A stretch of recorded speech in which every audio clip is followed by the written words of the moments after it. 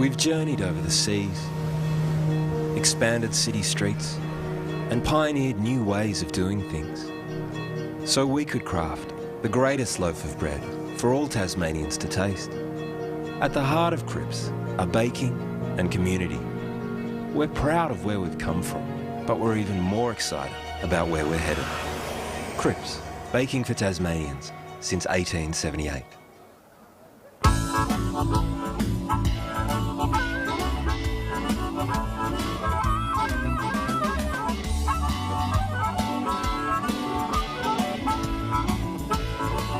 In today's world of self-service, it's nice to know that there's still a place where you can sit back and relax. Bennett's Driveway Service, now at Snug, Lerner Valley and Sandy Bay.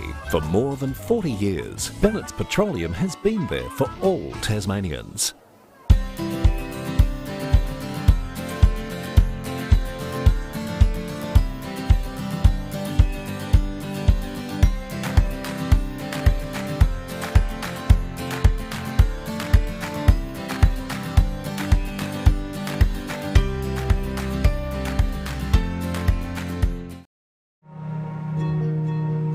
We've journeyed over the seas, expanded city streets, and pioneered new ways of doing things, so we could craft the greatest loaf of bread for all Tasmanians to taste.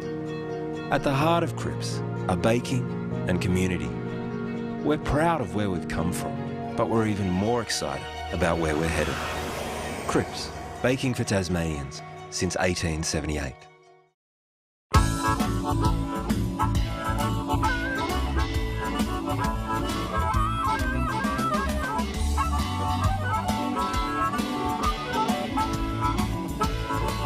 In today's world of self-service, it's nice to know that there's still a place where you can sit back and relax. Bennett's Driveway Service, now at Snug, Lerner Valley and Sandy Bay. For more than 40 years, Bennett's Petroleum has been there for all Tasmanians.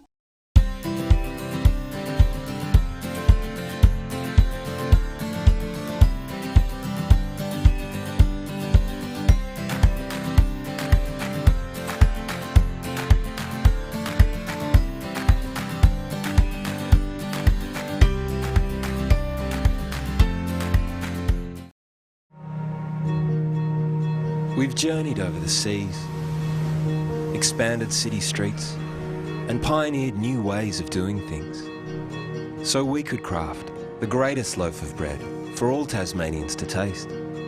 At the heart of Crips are baking and community. We're proud of where we've come from, but we're even more excited about where we're headed. Crips, baking for Tasmanians since 1878.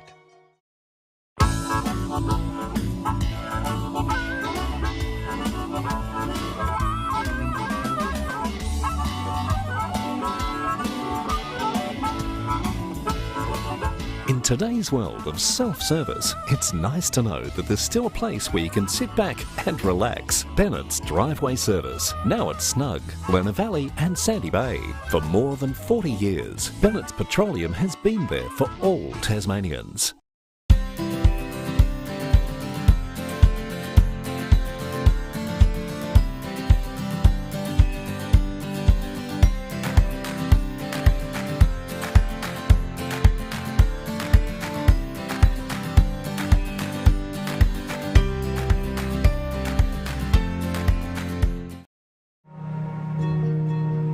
We've journeyed over the seas, expanded city streets, and pioneered new ways of doing things, so we could craft the greatest loaf of bread for all Tasmanians to taste.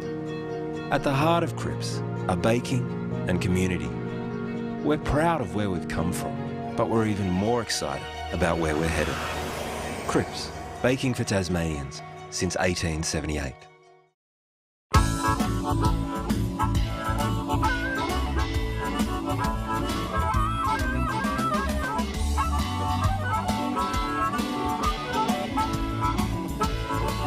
In today's world of self-service, it's nice to know that there's still a place where you can sit back and relax. Bennett's Driveway Service, now at Snug, Lerner Valley and Sandy Bay. For more than 40 years, Bennett's Petroleum has been there for all.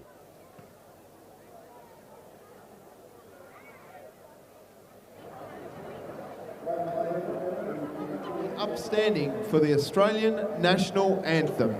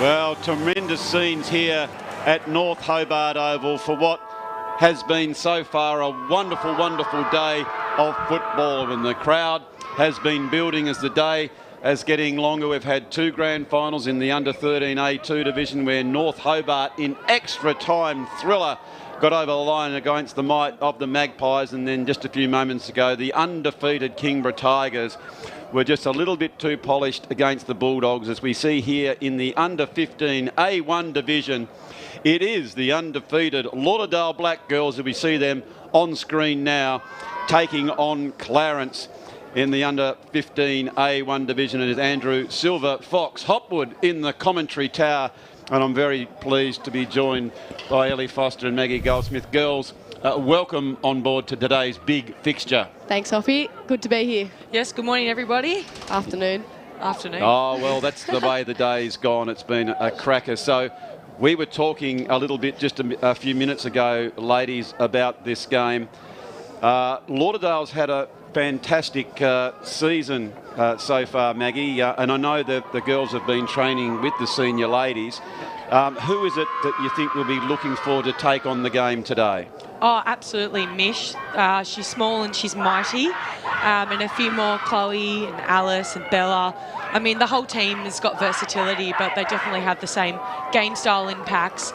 So really looking forward to pretty much all of them turning it on, really. Yeah, very, very much so. And for you, Ellie, I know that some of the under-15 girls have trained with the senior ladies throughout the season, and their skill set is at a very high standard. Oh, it's massive. It's great that they can, play at this young age and develop their skills. They've got better skills than a lot of us, actually. Oh, well, don't get too far away. I mean, you are two of the very skilled performers, very silky in the ladies' Division 2 of the SFL, and congratulations on a stellar season you two young ladies have had. As the crowd is building, you can feel the excitement and the hubbub. I came here very early this morning and I tried to stop at North Hobart to get a coffee, but the old cafes were just spilling over with the crowds of people waiting to get here to the home of football at North Hobart.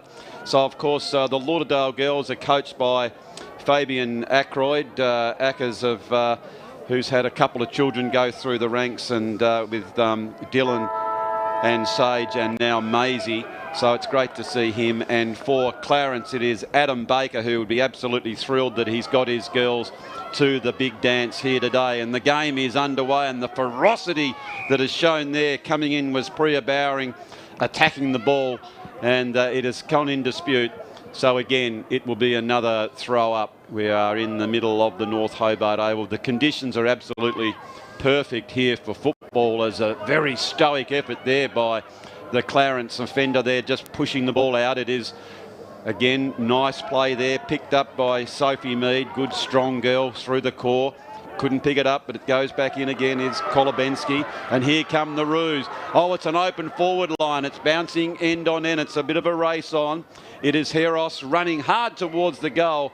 But that was an interesting setup there, Maggie, that it was a very, very open forward line. So basically they brought all their forwards up, kicked over the back looking for leg speed. Yeah, absolutely. Very familiar game style, one that we, the Lady Bombers, try to go for ourselves. So interesting. So you think as well, Ellie, that will be something that Clarence will employ, was to try and hold with the Bombers and get them on the counter-attack? I think so. It seems to be their plan, and that, you know, that worked. That 100% will work for them.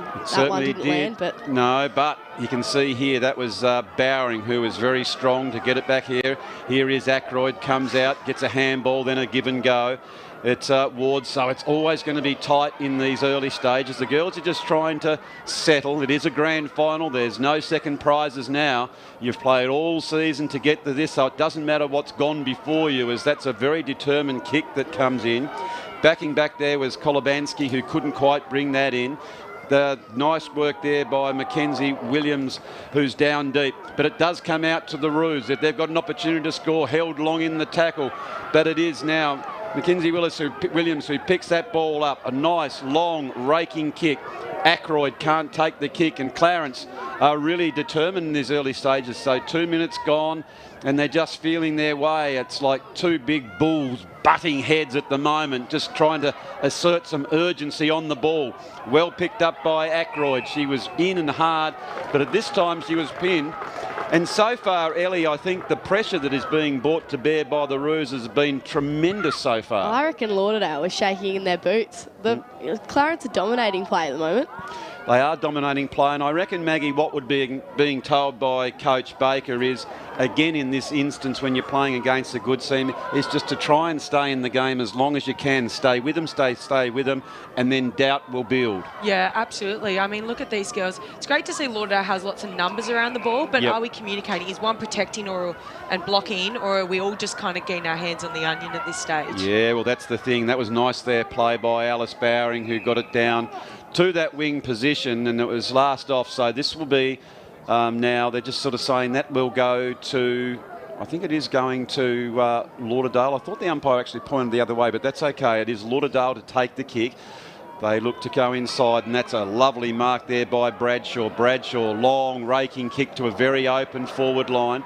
Good defence. Coming in front and centre is Ward. Gets that handball over again, coming in, and it's a nice tackle. That was Barwin who tried to pick up that ball. Bradshaw goes back, very strong, but just couldn't get through. And that's really good signs, I would have thought, at this stage there, Ellie, is the tackling. It was not one tackle, but 2 and 3 tacklings. They're working hard together, are the Roos? They are. They're working very well. Those second and third efforts are what stopped the goal then. Except, oh, here we go. It is. It was Sophie Mead who took that mark, and she had no time to stop. Priya Bowering picks that ball up, and she is beset upon. Great tackle there by Ava Reid. She's somewhat diminutive in stature, but my goodness me, she did get hard over the ball as Clarence now come back through the corridor. They're opening it up. They're trying to get through Tara Hull. Hull showing some good strength of body. Now she picks it up. Oh, almost ragdolled her opposition, and this is terrific work there by the might of the Roos. It's Frajanic who is over the ball. Now they're coming to put some pressure here on the Bombers. The Roos now, can they score? It's all right to put pressure, but you need scoreboard pressure. Good, strong tackle there by Williams. Board undone, but it's still in the Roos as they quickly snap towards goal. And there is the opening score in the 2021 Grand Final. And girls, this is being played at a very high tempo, Maggie. Oh my gosh, it's nail biting. I'm like, got my eyes right on the screen here watching every move. Oh, I can see you. You are right on the edge of your chair. I hope everyone out there is enjoying the broadcast. The STJFL, Cripps the Master Baker broadcast partner Duff TV is bringing it to you here live from the North Hobart Oval as that ball is back towards the middle. It's 5 minutes gone, and it is all wrapped up, and Lauderdale now we're on top of that one, and it's the umpire will throw that aloft. So, well, we've got some quality umpires out here. Umpire Donaghy, he's a cracker of an umpire. He's an A-grader as Clarence picked that ball up. They go forward, and another one taken by Reid. Ava Reid's been very, very good early as she kicks that one, and dropping back there is Williams who spoiled it, but she is, good enough to go back and get it again. Out wide, looking for Mead. Like in the first 2 games, the team that actually look for grass are the ones who will come out the victors. They need to just always look for the space as Clarence just bludgeoned that one forward. And that's the way to go. Just try and get metre after metre if you can, and they've certainly wrapped it up. So Clarence are certainly not living up to the script. By gee, Ellie, they are fighting very hard in these early stages. The underdogs are fighting extremely hard. So, well played here by Mead as she goes up, goes out wide. Here is Ackroyd. Ackroyd, she's normally got a good turn of pace. She gets rid of the ball, she handballs, looks back to the umpire from assistance saying, I didn't have it, sir. He says, play on, I've got the whistle. Up they go. Gee whiz, that was good, determined play, but the Bombers come into an open forward line. There is Arnold for Clarence, and it's close to the line. She is assisted there by Reid, and it is going to be another ball up as Fish for Lauderdale was also in there. And so it is on the half-forward flank here with nearly 7 minutes gone in this first quarter of the grand final. Fighting very, very hard, and again, tied up. Again, it's inside the 50. Very, very even contest. Crowd gathering right on the edge of their seats. Wonderful day of football, especially for female football. It's all the girls going around today as that shot by Priya Bowring was just off to the side. Rather ambitious from that angle, but she's a very, very good player. The only thing on that one, Maggie, probably maybe a central kick to that area of uncertainty, but here she is again, so she's got an opportunity to redeem herself. And one thing I've noticed about Priya from training is she can read the play beyond her years, and that's something that we're seeing right now. This is a really high skilled level game, especially for these girls being in the 15-year age group. Yep. It's just awesome to watch. Absolutely look agree. at that. So the big long kick comes in, and Lauderdale there, the front and centres. It is Clarence. We've got some numbers around the ball as the reinforcements come in Bradburn. Well done there, picked up by Aldridge. Aldridge gets the handball out to the defensive side of the ground. Clarence doing a really nice job to try and bottle and frustrate Lauderdale at the moment. Here is Bowring. Oh, she's very determined. Great tackle there by Priya Bowring, and she's been rewarded for her efforts. That's a really good centering kick as Mead goes in. Oh, they've got plenty of numbers, and Mia Seaborn comes out. And Seaborn, you'd think, Ellie, from here, you'd back her. She's been a really good forward all year. I reckon that's well within her range. We'll see what happens. She goes back and just leant back on that one as we pumped the tyres up. And that was an interesting thing in the last game in the under-13A1s. The girls were kicking the ball from 30 metres on set shots accurately. And that's the thing I was also talking to previous commentators, Maggie, about the skill set of the girls now. It's improving each year. Oh, and definitely, and the younger you start, we were talking about it last week's game. You know, these girls already have their reflexes ready to go. They're going at that 30 metres. I mean, most of us in the seniors women's are still struggling to kick accurately that far. But these girls have just been playing for years, probably most of them from Auskick. Correct. And you can tell.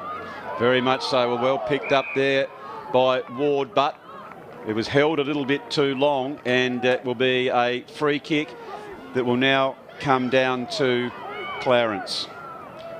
Clarence going forward. They've had a good proportion of the game, but they've got plenty of numbers down there. They play on very, very quickly, do Lauderdale. Come back through the centre. That one's kicked on a little bit too high in the knee, but really worked hard for Junek. Now it is Clarence backing up really nicely at this stage, and a nice mark is Ward. So, gee whiz, the poor old commentator, every time I look up, they don't give me an opportunity to catch a breath. They are playing at such a quick pace as it comes out towards Williams. Williams, I think, was held. They've got to be conscious. Young Williams, Mackenzie Williams, is one of the prime movers for Lauderdale. And she comes back through. That was great vision. And she finds Barwin. Oh, they got the blinkers off. They are looking to move that ball around. Nice work trying to find spot Sophie Mead up. She can't quite bring that one in. It's Alice Bowring who goes quite for it. One of the things there, Maggie, that I really, really liked was instead of the ball coming down the line, they were looking to go laterally to open up the angles and open up the play. Yeah, one thing that you can see with Lauderdale is they're trusting they know where their players should be, that predictability, they're looking for it. I don't know, maybe I'd be trying to get it a bit over the competition rather than kicking it back to the competition. Yep, that's right. But you can kind of see that Lauderdale's second-guessing themselves. They are at the moment. Well, they're used to being that running, flowing game and, like you just said, kicking over that next contest. But at the moment, to the good grace of Clarence. They're right in their faces, aren't they? And they are standing up. How long they can do it for, but if they can continue to do this, they'll certainly gain confidence, as that was Elise Batchelor who showed great pace there to take that ball over. It was the last touch.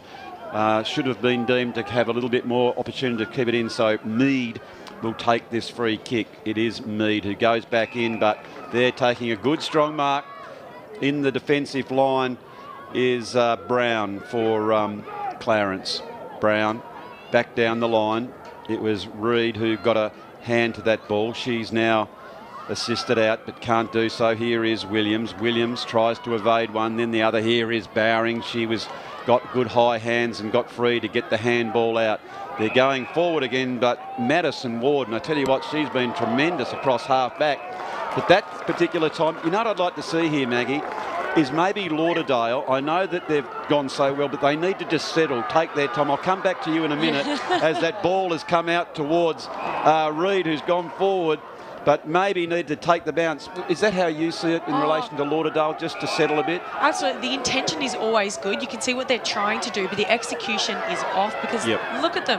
Clarence is everywhere. They're watching every move. Very much so. So here we go now. There is Maisie Ackroyd. She's got a head over the ball. Just fell over at that inopportune moment.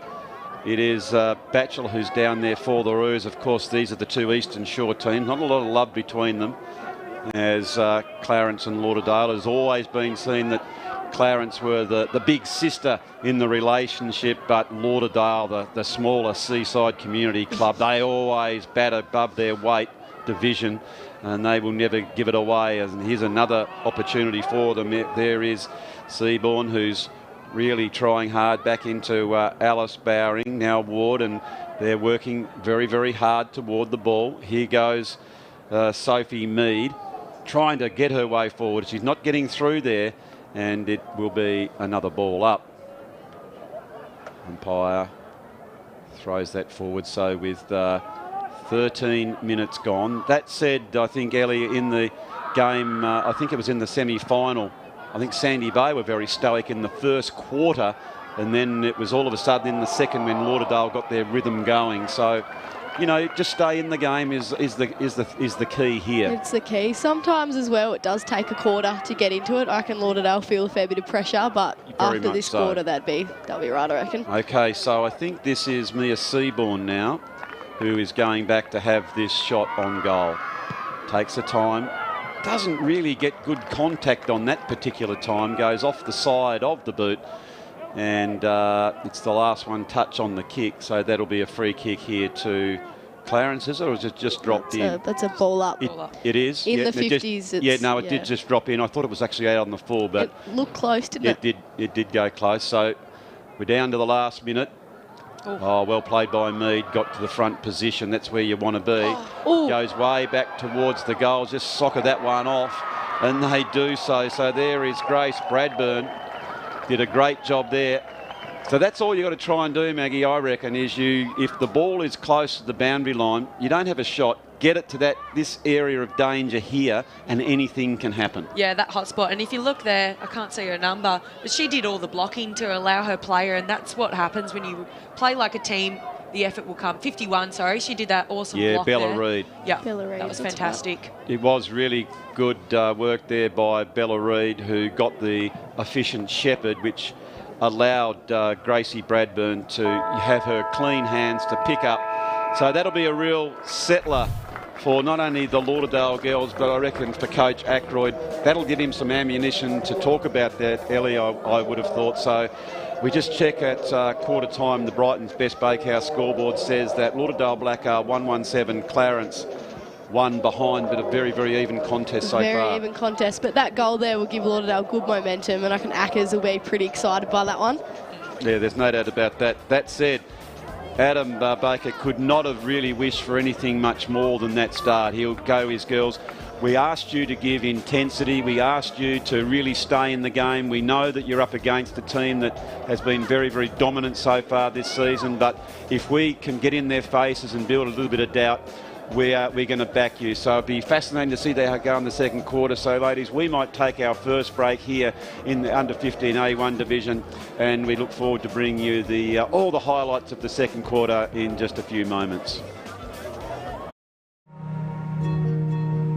We've journeyed over the seas, expanded city streets, and pioneered new ways of doing things, so we could craft the greatest loaf of bread for all Tasmanians to taste. At the heart of Crips are baking and community. We're proud of where we've come from, but we're even more excited about where we're headed.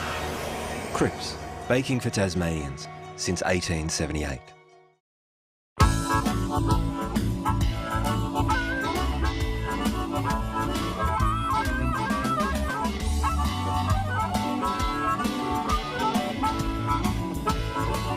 In today's world of self-service, it's nice to know that there's still a place where you can sit back and relax. Bennett's Driveway Service, now at Snug, Lerner Valley and Sandy Bay. For more than 40 years, Bennett's Petroleum has been there for all Tasmanians.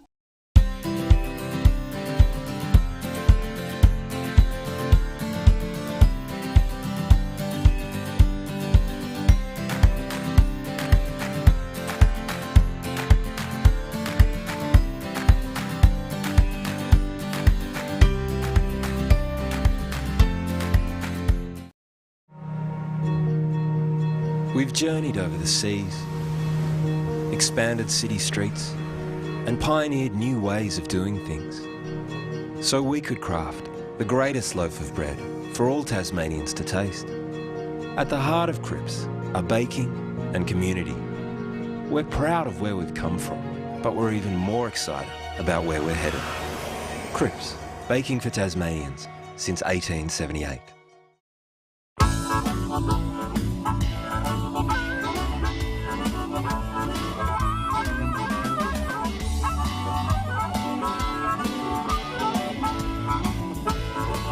In today's world of self-service, it's nice to know that there's still a place where you can sit back and relax. Bennett's Driveway Service, now at Snug, Lerner Valley and Sandy Bay. For more than 40 years, Bennett's Petroleum has been there for all Tasmanians.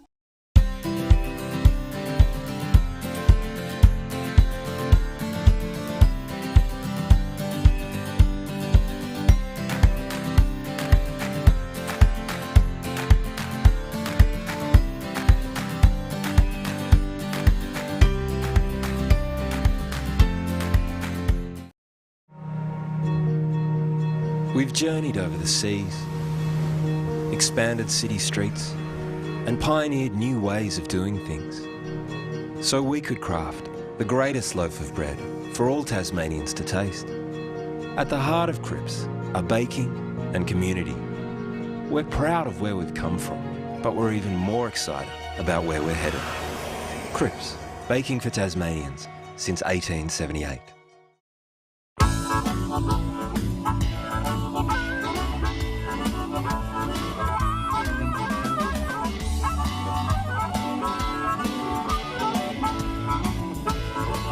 In today's world of self-service, it's nice to know that there's still a place where you can sit back and relax. Bennett's Driveway Service, now at Snug, Lerner Valley and Sandy Bay. For more than 40 years, Bennett's Petroleum has been there for all Tasmanians.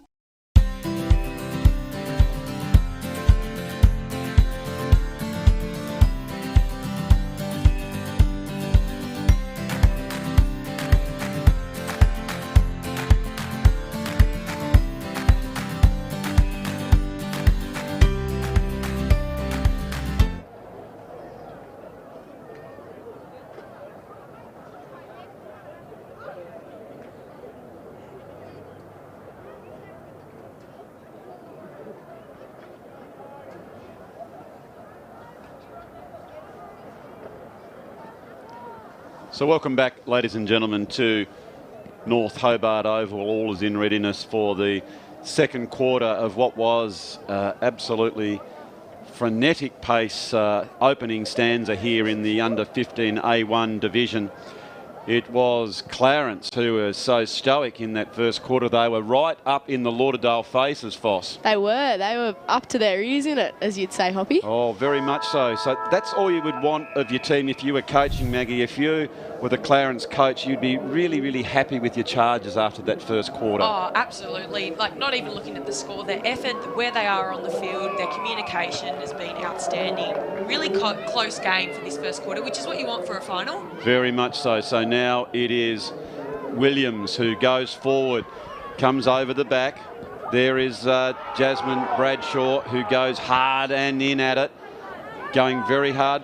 Tell you one thing, girls, it must be a fair amount of sun down at Lauderdale. Some of these young ladies have got a nice tan, but that's what happens down the seaside suburbs. It's an overcoat warmer. I know for myself up at Cremorne this morning, a bit of a jog on the beach, and then when I came up here, I had to put the old wind cheater on. Yeah, no, beautiful down that way. It is Williams who goes hard at it again, but Clarence to their good grace.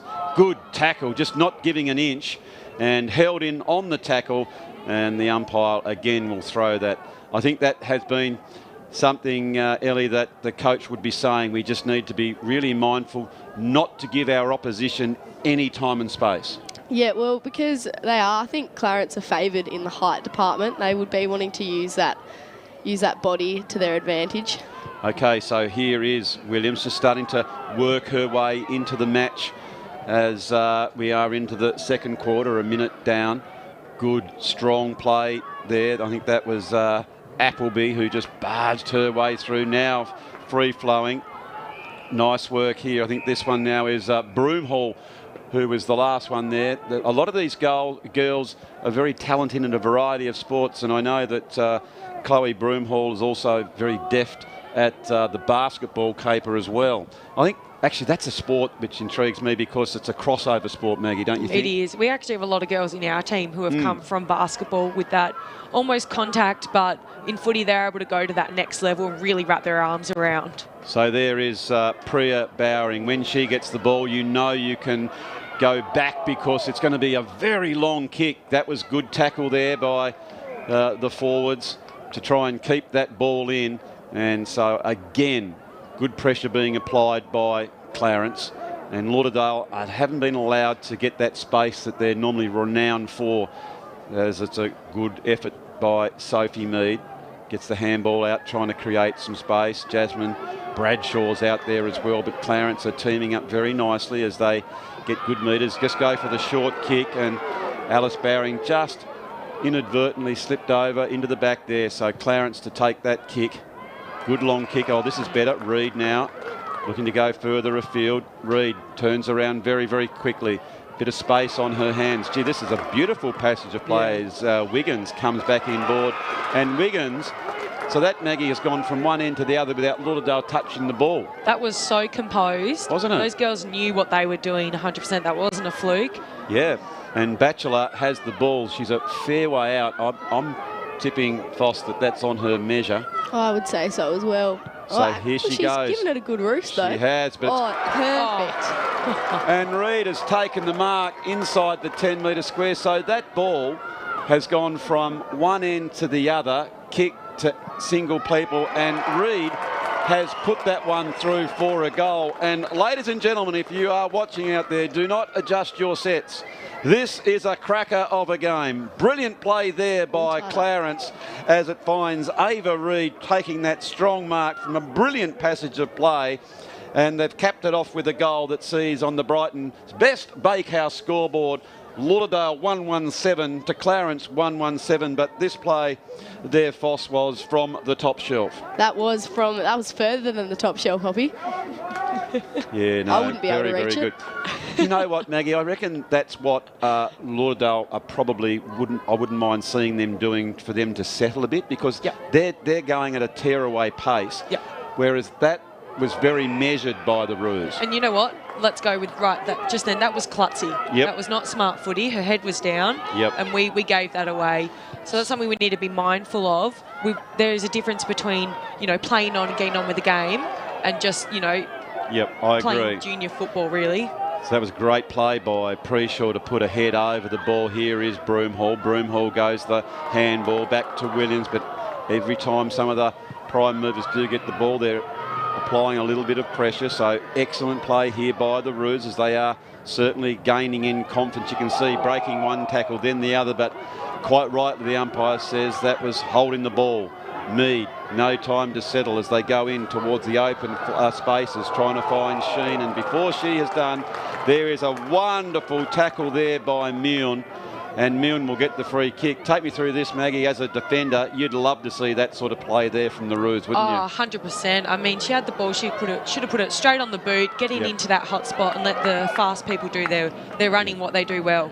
So that's exactly, dare I say it, back to the game that you played in yesterday. That intensity comes up in a final, doesn't it? So when you have the ball, you have to say massive urgency around the onion at the time that when you picked it up, because you know that someone's going to be on your back. So here come the Lauderdale troops. They are mounting a major assault as Hodaninsky there goes back to try and pick that one up for the Roos. She comes over now. Here is a big chance as it comes to... I think that was Maisie Ackroyd, and she has put that one through for a goal. Terrific work there. I like the way then she just dropped off the pack. She read it well, Foss. She read that very well. It was a great response to the goal that Clarence just scored. And her celebration was probably almost better than the goal. Yeah, good she play was loving there. It. And that's a good thing as far as a coaching tool was saying. She couldn't affect the play, so she had a choice. She can either go in and get in the way, or she can block, which she already had picked the ball. So she thought, right, what's the next option? I create an option for her as she received it on the outside and teamed up and kicked that very, very nice goal. So well done there to the Bombers. And they now move on. We check the Brighton's Best Bakehouse scoreboard. It is 2-1-13 to Clarence 1-1-7. And I tell you what, this is a wonderful game of under-15 football here on display. Oh, that was beautifully picked up by Barwin, who goes into that open side of the ground. It is Fish who leads out. She is dispossessed on this particular occasion from a resurgent backline. Going back hard over it is Aldridge. Aldridge under a fair bit of pressure. She goes out towards the boundary line. There is Gracie Bradburn fighting hard underneath the ball. There is Funanik. Umpire says, play it on, girls. I've got the whistle. No need for you to give comment. And Clarence just decides to kick that one off the table. But it doesn't go that far. It's going to come back with interest. Good play there by Arnold, who saw the danger, went back very, very deep. That was good defensive play there, Maggie, wasn't it? She read that and left a player to touch that ball. Yeah, absolutely. And even at the start when we started attacking, I just wrote down Hodinsky from Clarence at number 8 actually went out of her way to block another player so that her other player could come and run in and get the ball and clear it out. So, look, that's something I'm seeing a lot more of Clarence. There's two always going to the ball, where sometimes there's only one of the Lauderdale girls. So one's blocking, one's getting the ball. They've just got a little bit more structure. Well, they're, at the moment, that's the preparedness to run hard.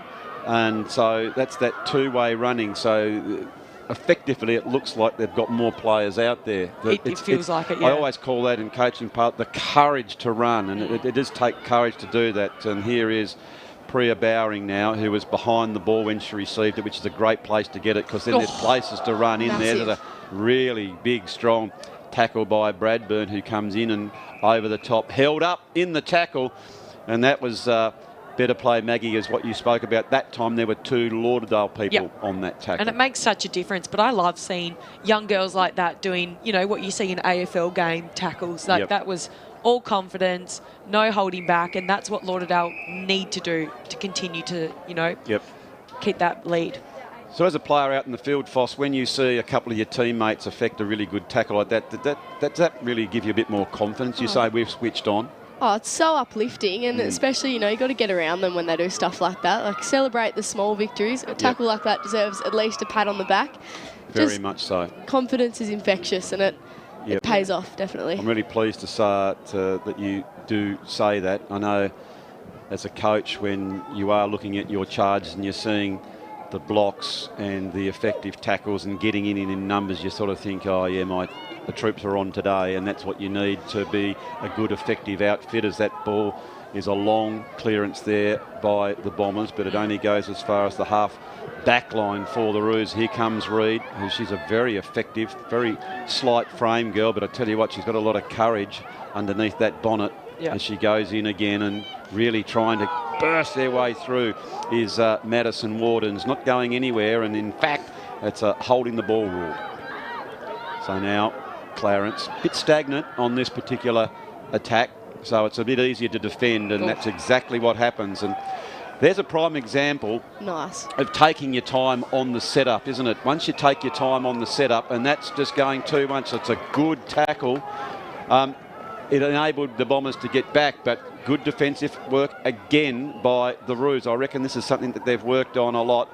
Back there is Williams. Couldn't quite take it, but she's good enough to gives a bit of a don't argue and backs her judgment and really drives that one out right hard. Here they go again. This is Barwin. Barwin, very effective kick. Goes end over end. Clarence there. There were two going for the ball. That's when the block should be applied. Can't do so now, so they try and push on. Here is Mia Seaborn. Seaborn couldn't pick it up, so she decides to get that extra metre. My gee, I tell you what, Maggie, that was good play. That reminded me of you coming off the half-back flank, the way that you just take the game on. That was magnificent to watch. I'll take that, because she read that really well. She knew it was going to bounce low. She went straight on, left her player, backed herself. And what she did, she backed herself, Maggie, didn't she? Left the player, knew when to leave the player and take on to the game. Yep. So now it comes inside. So Williams read the danger, just floated across the top of the pack. She's got to be careful. She had good strength through the core to shrug that oncoming tackle on, but the intensity in this game has certainly been lifted as Broomall takes a bounce. Now she goes long and wide down that flank, but it is Layla Arnold who takes that mark. Arnold, nothing on, so she decides to come back up through the corridor, which opens up the channel up through there. Well played. Burke comes on the outside to Ackroyd. Brilliant. She knows her strength. She says, I'm fast. No one in front, so she goes the handball to herself. Excuse me, just falls over at the inopportune moment. That's the one thing you've got to try and learn in this game of football. Stay on your feet. You stay in the contest. Once you're off, you're gone and you're out. So it is Bowring who then, again, showed great strength to stay in for that little bit longer. It's very close to the line. In fact, it has gone over, and it was nothing else. I didn't see, did you see there, Foss, did Ackroyd have anything over the top, or the reason why she went the bounce was because there was nothing over there? I think she probably could have kicked it into that space, and you know, they used their leg speed, could have got to it, but maybe there was lack of communication. She might have thought she had a bit more time. So here, trying to burst her way through is Mead. She's been held on to. Comes back now. They've got plenty here. Ackroyd tries to get another spoil. Ward is also in there. Here goes Bowring. And it's some of the players like the Bowring who are so effective, but they haven't been able to get the ball on the outside, Maggie, yet, have they? And that's where Lauderdale have been so dominant through the season, is getting out to people like Bowring. Yeah, absolutely. I feel like you can see that this is finals footy. The pressure is on, and maybe a little less selling candy and a little more keep the ball moving, because Lauderdale look dangerous when they have momentum. Yes. But maybe we're trying a little bit too much of these blockings, and that's when we're losing the ball, getting caught with it. Okay, well, here is a big chance as it comes over the back, and that's going to be a goal to the Bombers. It's all but a cheap one, but that was a clever one, because the quick kick in, and I can tell you, as a defender, you hate that when it comes in so quickly and directly, Mags. Oh, 100%. That's my worst fear. I mean, that means I've got to slide down for it, and then it's stressful, but they're doing really well. And may I say that I do believe that this is the favoured side, especially from last week. I do feel like when we're going up, good things happen. So Fish was really good there, and they set up well. But the point that I make on that one, Foss, and you as a midfielder, when the ball is kicked in so directly and so quickly, it just leaves the defenders one-on-one. So you as a midfield group haven't got the chance to drop back into the hole.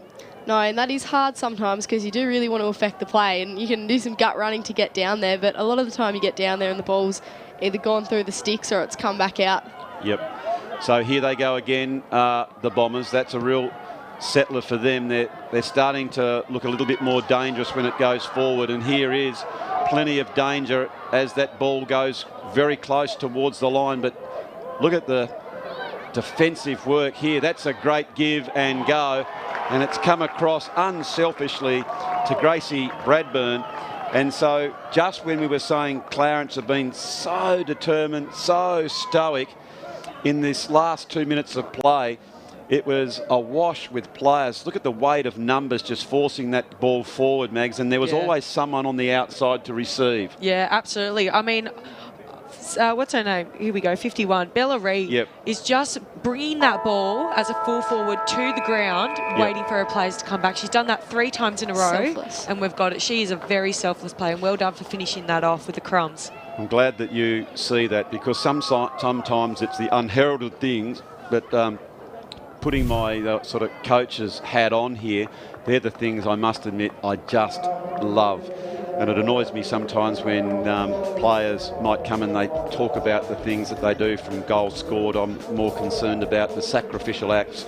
Like you said with Bella Reid, she's a good-sized girl, and she's using that to her advantage. She's trying to break open the packs. And that one, you know, some kids might have got that ball, Foss, and just looked to snap it away, but she looked up like that and then gave it off, didn't she? She did. She was facing the wrong way to the goals, and it would make no sense to kick it backwards over your head. And she saw a player there, and yep, that's what happened. Got the goal. Yeah, so they certainly look a lot more dangerous, Maggie, don't they, when Lauderdale are able to get the ball on the outside of the contest? Absolutely. And when we're putting in those last 5 minutes, we saw Lauderdale putting those 1%ers again. So we had our blocking back, we had our communication back, and that's when we're starting to break open and realise where Clarence might be. To Clarence's credit, they're still pushing on. Lots of pressure. They just need to restructure a little bit and keep going with it. Gee, that one passage of play that they did, Maggie, went from one end of the ground to the other. That was just magnificent, wasn't it? They just took their time. They thought their way through it and spotted each other, which ended up with a goal to Reid. So we are here at half-time. We're going to take a break now. It is Clarence goal kickers were Ava Reid, and for Lauderdale it was Gracie Bradburn, who's got 2, Maisie Ackroyd with 1, and Talia Fish with 1. So, ladies and gentlemen, we're going to leave you now. Now's the time to put the kettle on, have a quick cup of tea, and we'll be back with the second half with you very, very shortly. It's the last one, touch on the kick, so that'll be a free kick here to Clarence, is it, or is it just dropped in? That's a ball up. It is? In the 50s. It did just drop in. I thought it was actually out on the full, but it looked close, didn't it? It did go close. So we're down to the last minute. Oh, well played by Mead. Got to the front position. That's where you want to be. Goes way back towards the goal. Just soccer that one off, and they do so. So there is Grace Bradburn. Did a great job there. So that's all you got to try. Yeah. And Batchelor has the ball. She's a fair way out. I'm tipping Foss that's on her measure. Oh, I would say so as well. So here she goes. She's given it a good roost, though. She has, but... perfect. And Reid has taken the mark inside the 10-metre square. So that ball has gone from one end to the other, kick to single people, and Reid has put that one through for a goal. And ladies and gentlemen, if you are watching out there, do not adjust your sets. Yes, that intensity comes up in a final, doesn't it? So when you have the ball, you have to say massive urgency round the onion at the time that when you picked it up, because you know that someone's going to be on your back. So here come the Lauderdale troops. They are mounting a major assault as Hodonitsky there goes back to try and pick that one up for the Rouge. She comes over now. Here is a big chance as it comes to, I think that was Maisie Ackroyd, and she has put that one through for a goal. Terrific work there. I like the way... This is finals footy. The pressure is on, and maybe a little less selling candy and a little more keep the ball moving, because Lauderdale look dangerous when they have momentum. Yes. But maybe we're trying a little bit too much of these blockings, and that's when we're losing the ball, getting caught with it. Okay, well, here is a big chance as it comes over the back, and that's going to be a goal to the Bombers. It's all but a cheap one, but that was a clever one, because the quick kick in, and I can tell you, as a defender, you hate that. Or it's come back out. Yep. So here they go again, the Bombers. That's a real settler for them. They're starting to look a little bit more dangerous when it goes forward, and here is plenty of danger as that ball goes very close towards the line. But look at the defensive work here. That's a great give and go, and it's come across unselfishly to Gracie Bradburn. And so just when we were saying Clarence have been so determined, so...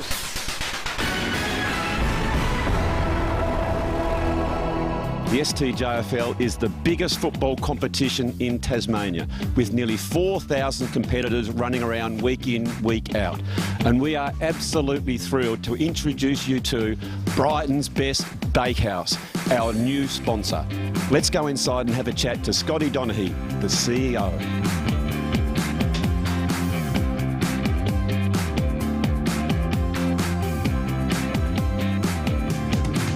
So, Scott, tell me a little bit about your involvement in junior football over the years. Yeah, look, I've been involved in junior football for, I think, at club level for about 18 years. From the dad standing on the sidelines, just cheering on the kids, through to running Auskick, treasurer, president, secretary, canteen manager, bar manager, assistant coach, just about everything you could possibly do in a junior football club. Certainly a person that you want around the club, but I'm going to ask the really hard question now. This fantastic business establishment, why is it that you've decided to put your hard-earned cash behind the STJFL?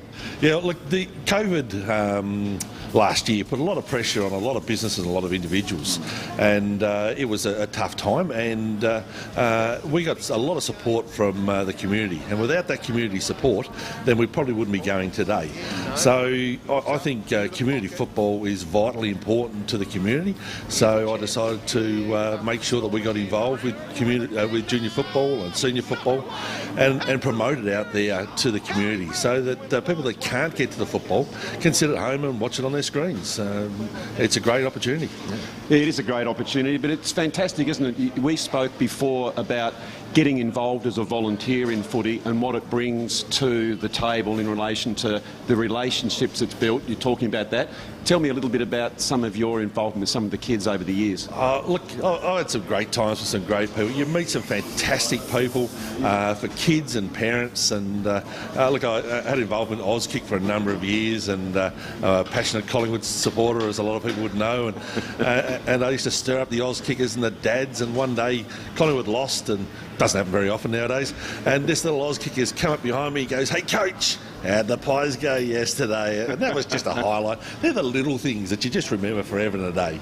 Yeah, fantastic. So let's move on to this fantastic establishment. It's a busy thoroughfare. There's a lot of people coming in and out. Tell us a little bit about Brighton's Best Bakehouse. Yeah, look, we've got a great team in here.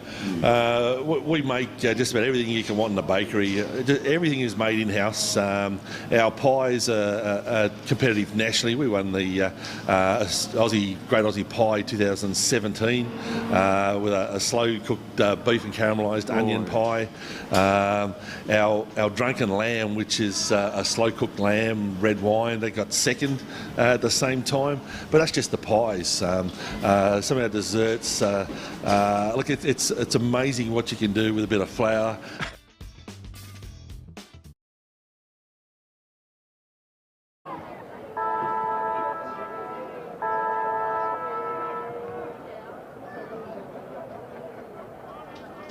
So welcome back here to North Hobart Oval in what has been a very entertaining first half of football that sees Lauderdale 4-2-26 to Clarence 1-1-7. But I put it to you, Maggie, that the scoreboard doesn't really reflect the game. It was only in that last little bit that Lauderdale got that little bit of run going. Yeah, absolutely love that Lauderdale took advantage of any opportunity, any sniff that they got. But I have to say Clarence are playing the more composed game, and we'll just see. It's going to be down to effort at the end of it, I reckon. I agree, and that was a really good passage of play there, Lauderdale, which has done them so well throughout the season. The way they link up and get the runners running in numbers is why they have been the dominant team so far. But to the good play of Clarence just have not allowed that to happen, as Priya Bowering picks that up with a long raking kick, trying out towards the forward. Leading out is Madison Ward. She tries valiantly to hold it in. She goes back to Williams. Williams is smothered, but she tries again. She just snaps that one over the top and through for the minor score. But Foss, It is good signs if you're a Lauderdale supporter to see the ball in Mackenzie Williams' hands. Well, it's like you get a flood of relief when she's got the ball. We have written you feel down. Safe. Oh, sorry, fellas. We have written down here that she's already done 3 don't argues, and just then she had someone come up and bump her in the face, but still managed to get down, ready to receive that crumb. Yeah, no doubt about that. So it is good play. Thank you very much. We're just getting some water delivered to us just to lubricate those tonsils, and we thank them very much for that as the handball now comes back out towards Townsend. Townsend gets it end over end, and Lauderdale bursting through, but here come the Valiant Rouge just trying to keep that ball in front if they can at all times. That's Preshaw. Goes towards the goals, and they've got that goal. That was just touched. Great determination. Oh, it was a point. It was touched. Oh, that right. Oh, they celebrated and everything. Well, the old Fox was up and about. That was terrific play there. And why wouldn't you be? It would have been a great goal had it not been touched. Let's have a look here. It was Preshaw who got it out to Wiggins, and it must have been just touched off the boot. Yeah, I think so. So good determined play there. Now it comes back again to the Roos. So all go from that elation to deflation when it didn't quite go through. And here is Reid, gets it back inside 50. Now they've got a chance with that end over end. Oh, if it could have just fallen, but it didn't. And it is Zoe Batchelor who is in the last line of defence. Yes. And Clarence did the right thing there. They were in front, but here is Bowring. That's her second bounce, and she kicks that ball 30, 40 metres way down. So from the last line of defence, with the blink of an eye, that ball has gone out to the wing position as Sheen picks that up. She's showing very, very good strength down towards that boundary line. It's end over end and just off there. And Bradburn takes it out. But Maggie, again, some of the prime movers like Mackenzie Williams and Priya Bowring, if they can get that ball on the outside, they're very dangerous. And here she is again to break and open the lines up, can't they? Yeah, and what I'd like to see more is maybe having our wingers, having the Lauderdale wingers, already run. If they know Bowring's got the ball, or Mackenzie, go. Start going. Get ready for it. That's agree. A great grab. That was good. So now, nice. That's well done. Here we go. Inside. Good work. Crumbs. It is down Crumbs. At the centre as it's a good handball over. There is Fish. Can't quite bring that one in. Moving effortlessly towards that outer side, but Lauderdale pick it up and not going anywhere. Wrapped up, no prior opportunity. And the umpire will have to throw that one up. So again, good skills there by Lauderdale to get down hard and low to pick the ball up. And now going in over the top, that was Mead. Appeals for the kick but doesn't get it as Alice Bowring picks it up, goes inside. Out they come. Here is a really well-oiled machine as they get that back over, and terrific work there. It was Clarence, who again through the agency of Reid, further afield looking for Batchelor. I like this young lady. She is a really good tackle, and Mackenzie Williams has taken that free kick. Just taking their time. Umpire Donaghy just showing her where she has to be. They need something. It's Broomhall who's going down deep, who's normally a pretty good sort of mark. That one's off the side of the boot. Doesn't find a player as Talia Fish goes out. Here is Broomhall. She picks it up. There's the high hand. She's used to those close in contested balls because of a basketball background. Going even harder out is Mead, who just spilled in the last opportunity, goes through and creates some space as she barges her way through. There is Reid. Ackroyd as well, trying to fight hard. Bradshaw, good tackle. Nice work there by Maisie Ackroyd. And another tackle, maybe without the ball. What's happened here? Has there been a whistle? And I said play on. It is Hayley Sheen for Lauderdale. Arches her back, can't quite get the kick in. So decide to sink the slipper into that one. And it's almost like at the moment, Maggie, that Clarence have sort of got their finger in the dike. Yeah. You know, and they're just really trying to hold and to hide. I get this sense that there's weight of numbers and hard running by Lauderdale at the moment. Yeah. That have the opportunity to potentially break it apart. And that one, Foss, there's Jamie Bradshaw, whom we know has got a vice-like grip on the footy. Jasmine Bradshaw. What did I say? Jamie. Oh, Jamie, sorry, Jasmine, indeed. She's breathing so well now. She's focused, having she a is. real Look crack. at her. So here is Jazz, and she, big, long, raking kick. That was just probably a little bit too far out. So it's Broomhall that's there. Wasn't a bad spot, though. No, it's a good spot if you can get it to that top of the spot. square. Absolutely. If you can't make the distance, you want to get it about 10 metres out. Otherwise, the defenders have a chance to block that one through. So that is Barwin, who now is assisted by Bowering. But that's a very, very errant kick that is chopped off by the Roos. That Clarence, number 1, Leah Arnold, she's been playing fantastic game. She's really holding it together, and I can see, you just see her pointing now. She's definitely leading the back of the pack, making sure everyone's on their players. The other one too, Mags, I love is the pace. Is a Preshaw, who just number 21, who arches her back, and I love the way she's prepared to take the game on. So now here we go again. Just can't quite get that ball up, but holding it in. But as far as Lauderdale are concerned, they won't mind this, because at the moment they have a good lead, not that sizable. It's only the 3 goals, so Clarence certainly have the capacity to run very quickly, and if they can just sneak this next goal, I would think this will breathe a lot of life into this game, Maggie. It's a tough game, isn't it? This is really physicality. Lots of running, lots of tackling, and these girls aren't going easy. They're going hard. They're going straight to the ground. You can see here, that's Elise Batchelor again. Gee whiz, she is very determined, as she went in very, very hard for that ball. Here is a good tap, well played by the Roos. They didn't get it the first time, and so they butter up to go for that second option.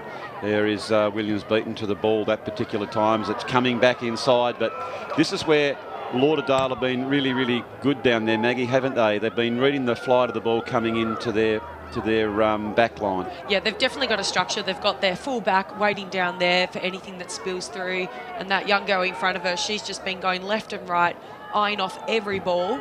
And they're just going for their second and third efforts. They don't get the first tackle, they'll go back up and give you another one. I agree. And it was Charlotte Ivory who was head over the ball, and she's been rewarded for that. And I like umpires who give the player going for the onion every effort to get the ball. As we can see, trying to push her way through is Indiana Wiggins. I think might have been held a little bit too long here. Ooh. So a little bit of physicality. Ooh, a 50, that changes things. And this is you don't want to muck around with this umpire. No. TJ Donaghy is an absolute ripper. He doesn't take anything from anyone at any division. I have to say, I would have loved him to umpire the ladies' games every day of the week. He's very assertive, he's very assured. Good umpire as well. He's my age. He's 18 this year, year 12 at Guildford, and he's, seems like a very, very experienced umpire for a young one. He's like your very good self, mature above their years, as it is Lauderdale stepping back. Thank you, Hoppy. Actually, can we give TJ a big of a shout out? Because I do work with him outside of school, and he's an absolute legend. The amount of work he does with the kids out in the Bridgewater community. Big shout out for TJ. Yeah. There you go. He's a great guy. I'll just turn it up, don't you? No, he's a ripper. The whole Donaghy family, they're ripped. Oh, there they go again. There's the dear old dad with the pie of the year. There we go. Our warm regards to Scotty. So we hope you are enjoying the broadcast here from North Hobart Oval. It is the third game of 5 big games here of ladies football, and it's the U15A1 division. Lauderdale Black, they are in the black and red hoops, playing against the Clarence Roos in their traditional red and white strip. So just a bit of a stoppage in play here, and it's off the Clarence players, so Mackenzie Williams will take that kick. It was, wasn't it? Comes over the back. Oh, that was unselfish play. Comes out to Talia Fish, and she goes towards the goal and just has put that one through. But what about the play there, Fosh, of young Misha Barwin? Oh, Misha, I love watching her play. She's so selfless. Reminds me a bit of myself. Not, bit slight of body, but plays inside, in and under, gets those crucial handballs out. She's not into the heroics, and it's great to see. She makes those sacrificial decisions. That's the sort of thing I would love to show any group of players how to play. So she actually went for the ball, and as soon as she got it, She looked laterally, found someone to give it to, and she even then made the attempt to run with the player to block. Yeah, Mish is a smart player. She knows she's slight-bodied, so going into a big, one-on-one wouldn't be her style. It would be get the ball, move it, block, get it to advantage at all costs. And there again, that was well played by Mackenzie Williams, who got the ball, and instead of just tearing away with it, she looked to give it off to someone in a better position. So they're starting to really team up now, the Lauderdale players. They've had a wonderful season so far, as have Clarence, to make this game, as Mackenzie Williams comes out and has taken that mark. Williams really gets into third gear and pushes hard. That kick is chopped off there by Ava Reid, who's been a really, really good player for the Roos. Reid decides to come back through the shortest way home, back through that central corridor, but unfortunately for her, it's going to come back over her head because Priya Bowering picks it up. But there is Reid again. She's in the right position, showing good courage. There on the outside is Madison Ward, but Reid picks it up. She gets a valuable couple of metres, and the mark is taken. It's coming back in. This time they look for grass. And why wouldn't you? You've got some pace out there.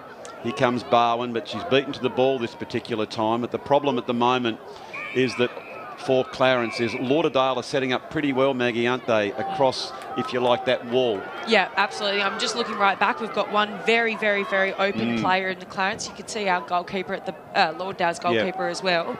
Here, if Clarence can get this ball, they've got a player in space. They're in dangerous position, but someone from Lauderdale has spotted it and gone back. So that was good play by them as Bowering brings it over towards Williams, and they are really working well now as they take a bounce. She gets the handball off. Tried to get the handball off, but it was good work here. Held long in the tackle, just trying to get another one. Here are Clarence. Well picked up. Excellent work there by Fujanic. Ball's in dispute. Good punch because they were told to. The ball didn't travel the required distance. Clarence through the agency here of Preshaw, but it is Bowering who picks it up. She just looks like an A-grader, Maggie, doesn't she? When she picks the ball up, the way she strides and runs just moves beautifully. I will take a piece of her confidence any day. She's just dangerous. But you know what? It's rippling effect against everyone. She's done that in the first quarter, and now everyone's copying her too. So here is a big chance for the Roos. Roos go forward. Lauderdale quickly get back in defence, and nicely played. Kolbaninski. I tell you what, Foss, she's had a really good game. She's been steady down there, hasn't she? Hodlinski? Yeah. Is it Kalbaninski? Oh, Kalban. I was like, oh, we're talking about... Yeah. That's all right. Yeah, she has. You're right. Once we sorted who we're talking about. Yeah, she's... Like, they haven't penetrated the defence line at all, really. Yeah, no, she's been very, very, very steady. Has, very reliable. And done her job and stayed in her position. Played her role. That's the thing. That's the thing about this team. They all play their roles really well. Like, they have a lot of depth within the team. Everyone plays their part. They don't rely on any players. Correct. So that was Williams who pushed off quickly. You can see her now. She's going to get a bit of a give and go. This is really good play. Trying to open it up and get at his Broomhall. Broomhall blasts that ball down towards the full forward line. Coming out was Reid, and you know that Reid will do the selfless things to try and keep that ball in there now. Broomhall gets the receive. Now she goes the long kick towards the goal, just off the side of the boot. And so it will be a boundary throw in very, very deep into this third quarter. So it's nearly three-quarter time. Lauderdale will have to all but get this ball onto their boot. You can see Barwin has got into a very dangerous position, and here in fact is Barwin. But it comes over the top, and great reward for the effort that Bella Reid has put in so far, Maggie, because she has done some of the selfless things, the shepherds, the blocks, and given it off to her teammates who have run for her. And it's nice to see Bella Reid get the reward for that one. Oh, absolutely. I'm so happy she got that goal. And probably in true Bella Reid style. Right up there, get the crumbs. She knows where the goal is. She doesn't even need to look at it. Foot to the ball, score. Okay, so it is three-quarter time here that sees Lauderdale Black 6-3-39, leading Clarence 1-2-8. Of course, Clarence Foss had that goal in the first quarter and it's dried up a little bit through then. We were thinking, my goodness gracious, it is really game on. But as you know, you've heard me say, you can't win the game in the first quarter, but you can lose it. And Lauderdale just set themselves up. They just hung in there. They stayed in there, and they've kind of worn Clarence down, haven't they? They have. I think in that first quarter, Lauderdale were, I reckon, like I said, feeling the pressure a bit, and just took them a quarter to get into it. But once they turned on, they've 100% turned on. But that being said, Clarence is still putting up a really big fight, and you know, you can lose a game in a quarter, you can lose a game in a few minutes, so you never know what will happen. Yes, if Clarence, and that I guess what Coach Baker will be saying, I can sense it. I know you're down there, you say, girls, I'm very proud of your performance. I believe in you. He'll be trying to encourage them, get some self-belief, and listen. If we can just get that first goal, get in their faces, I reckon you're a chance, and that's the belief. And consequently, Fabian Ackroyd to be saying, look, girls, that's really great, but let's just don't get over-enthused. Let's just now settle. We've got one more quarter. We've had a stellar season. So as the coaches give their last-minute instructions, we're going to take a quick breather, and we just can't wait to get back to the last quarter here at North Hobart Oval. And sugar and a few eggs and bits and pieces, and that's what our team does. So there's danishes, there's slices, there's cakes. Just a second, just turn up. I haven't got much of a tummy, Scotty, but I tell you what, she's gurgling beautifully. So, Scotty, if some person's out there and they're thinking of coming on board with the STJFL Duff TV, what would you say to them? Get on board, it's worthwhile. There's a lot of benefits out there, and we need kids and young adults to keep playing this game, because it's vital for them to feel some commitment there, and the more we support the clubs and enterprises like this, the better off we're all going to be. Well, as far as I'm concerned, I think it's time we wrap this up, because I can smell the pies and it's time to go and taste some of your. Scotty, Donaghy, thank you so much for your support. Please support the people that support us and our children. Thanks, Scott. Brighton's Appreciate best it. bakehouse. Cheers. Have a good day. Oh, before I go, I almost forgot. Duff TV would like to give you, with support, there it is, look the at that. Duff TV. I apologise for that. It almost went without it, the silly old fox, so congratulations. Put that on top of the bonds, that beautiful hairdo. I've seen old mate Tubes. I've looked at it enviously. Oh, and it fits beautifully as well. So you managed to find an extra large size. Fantastic. Thanks again, Scotty. Thanks, buddy. Cheers. And I think we do have a photo of that award, and there it is. Have a look at that pie. There is Scotty, and that one there, boys, that won the 2017 Pie of the Year, as Brighton have put that one through for a goal. That is as good as you get anywhere, I reckon. As a Thai green, that has a Thai green curry mixture. That is as good as you get in a restaurant. Yeah.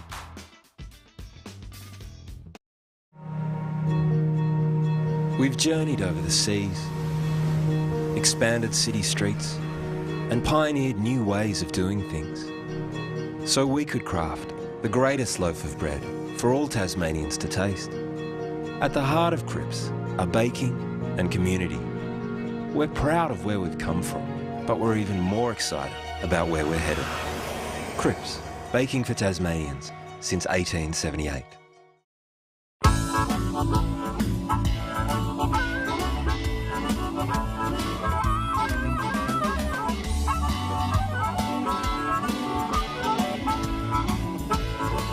In today's world of self...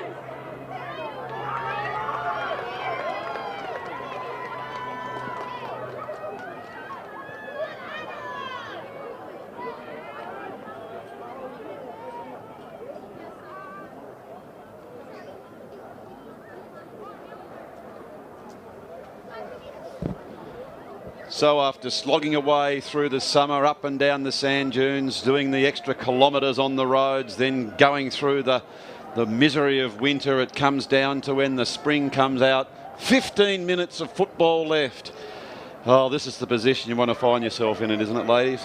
Wish it was us. Yes, indeed. You love the smell of the grass and this time of footy, and you look out and see the throng of people who are here to watch the game. I was reflecting this morning, with my lovely wife just prior to coming up here, and we both so enjoyed these days that we were so fortunate to have with our sons. And here we are today, another grand final day, but even better, we're having, it's the all-ladies game, and the girls are really putting on a show here today. The football has been of a very, very high standard, as there's been a tackle held a little bit too long, and that's going to go to Batchelor for Clarence. Batchelor, who's had a very, very good game. Again, Lauderdale always looking to bring someone else into the game. Good tackle again, very stoic performance by Preshaw, and it is all wrapped up. So we are into the last quarter of this game. It's 4 15-minute quarters, no time on. It was such an even contest in that first quarter, as here is Bowring, Here she goes gets again. it out to Williams on that outside. Yes. And she gets the don't argue, brings it further up towards centre half forward. Overrunning the ball on that particular occasion was Gracie Bradburn, but they've got plenty of numbers. They're really surging forward now, the Bombers, but can't get that ball out, and it will be another ball up. So you can see here with the intent, the Rucks have put their hands up saying, I'll take it, as it's a good knockout there by Appleby. Comes out towards Bowring, I think it is, who goes towards the goals and just off to the side. But they just seem, Maggie, to have plenty of options around the ball at the moment, don't they, have the Bombers? Yeah, I think Bombers have really settled in. So you're looking at Mead in the ruck, who now knows that she can actually grab it and then go for the handball. The girls have got a set play and they're following that really well. However, I'm seeing hands on hips. I'm not seeing that extra 5 metre run. So it will come down to who wants it more. Very much so. So it was good support being shown there. Sophie Mead just tries to burst her way through, whistle on play. I think it was just a little bit of a wrestle, maybe held it a little bit too long after the ball had cleared that area. So Aldridge for Clarence has been rewarded for her efforts. Aldridge, she decides to take the game on. That's a nice pass. We know that Clarence can spot passes up because they've done it pretty well through other passages of play. In front, backing back, almost taking a good mark, but there we go, going again are the Roos. Just reefing that one out with sheer strength was Ward for the Bombers. Here is Ackroyd. Ackroyd now over the ball. She pushes it out, looking for a kick, but Clarence now over the ball. There is Brown. Can't get a clean possession. Kicks it further afield. It's up through the centre of the ground, but here is Mackenzie Williams. Goes back indoors. Broomhall arcs around, and every time that Lauderdale get the ball there, Maggie, they seem to have numbers backing up. Yeah, and they're getting more and more composed, and I reckon that's coming with communication. So letting them know who's back and who's forward, and now they're getting sensible with the ball, so there's less don't argues for no reason, and more like who's actually free and who can give our team the best advantage. Very much so. So that was, again, beautiful play by Priya Bowring, who went over there to assist, gave the bump, and then ran off to receive that handball as it comes forward. Here is Sheen, and she was the girl who went in harder and lower, and again the umpire has rewarded her for her efforts. Long raking kick, they come out, almost taken it. Terrific work there to try and hold that one in. I think that was Ward. Good handball by Clarence. They're teaming up nicely as it ends up in Hodoninsky's hands as she goes down the line. Backing back is Priya Bowring. Couldn't quite take that mark. Here is Ackroyd. Ackroyd picks it up.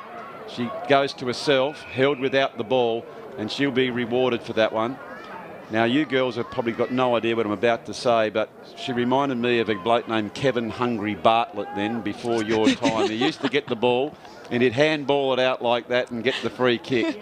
You're looking at me rather strange. You've got no idea. I know exactly who he is. It is before my time. He was just a little. But just thinking, he had the comb over, number 29, and then played about 450, 60 games. And there is a lovely goal.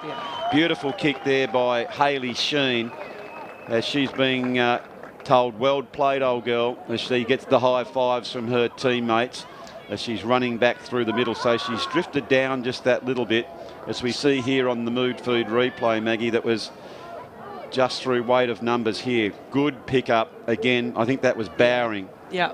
See what Bowring does there. That's what we have spoken about in our team, being harder and lower, and she was rewarded with that play. Yeah, and do you know what? You can see the other girls starting to judge her movement, so they know she's going to go down and low, so they're waiting and then going for the tackle, but she's just too fast at this rate. She's got all the momentum going for her. I'd agree on that, Foss, wouldn't you, that the other girls are probably standing off a little bit because they know that she isn't going to wait. Which, you know, for Clarence in terms of defending is not a bad strategy, but also it probably is better to go for the ball rather than for the player. Like we talk about it a lot. You say be proactive, not reactive. I think I said that last week. Yep. Absolutely. So here is Williams. Williams, she was the player trying to go the ball, but this time she's been held up. And I tell you what, this young lady can play in my team any day of the week. Young bachelor for Clarence. She's a ripper. Here is Bowring trying to get the handball out. She's beaten to it this time through weight of numbers as Clarence is surging. And I love the fact, Maggie, that this Clarence team, they're just not giving up, aren't they? They are rippers. They are just surging all the time against the might of the Bombers as Williams comes out to try and take that one. No chance at all to dispose of that one. Wrapped up straight away just then. And your man, TJ, is coming in to bounce that one up. TJ. Yes, so here we go again. Oh. It is Ward trying to evade one, then the other. Frujanic for Clarence, you can see fighting hard at the bottom, and it's Hart as well. But Williams there trying to, she actually even apologised to TJ there. She tried to give it back, so 6.5 minutes gone. Good tap out there by Hart for Clarence. Comes down towards Ward and Broomhall. Now it's on the open side as Hull for Clarence is going hard at it. She couldn't pick it up, so she decides to sink the slipper into it and give it valuable meterage. Here are the Bombers. Now that's really lovely work as Bowring. Now, how about that kick? That was a great kick. That was a ripper, wasn't she? You see, she lowered her eyes and spotted up that person. So they are really going well now as Appleby gets it inside their 50. You can see a bit of a Darnagi. You've had prior opportunity. And if you want to see what is holding the ball, that is it. Prior opportunity and tried to barge through, and a good tackle there. Hanging on very, very nicely was Amelia Mune for Clarence. Blocked down into the centre of the ground. There is Alice Bowring. Now it spills out to Ackroyd. If we know her form, she'll handball to herself. She likes that handball to herself. She does. Maybe she should make that a kick to herself. I reckon you're right there. But like a bit of, give it a bit of hide and then run onto it. Very much so. So here is Aldridge. Aldridge comes down that outer side, but Bowring, gee, she's just so composed, isn't she? And look at that. She uses the ball so beautifully that comes to Talia Fish. Fish, who's got a couple of goals. She goes to get it again. Well played by Reid. But it is chopped off by Mead. Comes back inside, and there is Burke who takes that mark. Slipped through the fingers and taken by the legs. And as you were saying before, Hoppy, it's so nice. You know, it's fourth quarter. Score's not in Clarence's favour at the moment, but they're not giving up. Oh, never. Their midfield is going for it harder and harder every minute that goes by. I agree. Wonderful sign. So congratulations out there to Coach Adam Baker, who is in charge of this very, very gallant Clarence team. They have given it their all, and when they go back to their social rooms to reflect on their game, they would say, you know what, we gave it everything and we didn't leave anything out. And here is a big chance for Hull if she can pick up the onion, but she can't do so. And Kolbaninski for Lauderdale was in the last line defence, but it is going to be a kick here to Tara Hull. You can see TJ's just asking Tara to go over on the angle. You can see there's just 1 or 10 Lauderdale players on the line there, and that one has, unfortunately for Tara, gone off. You can see on that one, Foss, she actually went back and only had a couple of steps, so maybe it'll be a good learning experience for her to know to maybe go back a little bit further to get a bit of forward momentum before you kick. And to also use the full 30 seconds. Like I say it a lot to people in our team, you have 30 seconds is a long time when you've got the ball in hand in front of the goal. So absolutely. Use it, compose yourself, have a few breaths, work out a routine before you go and rush the shot. Sometimes it works, rushing it.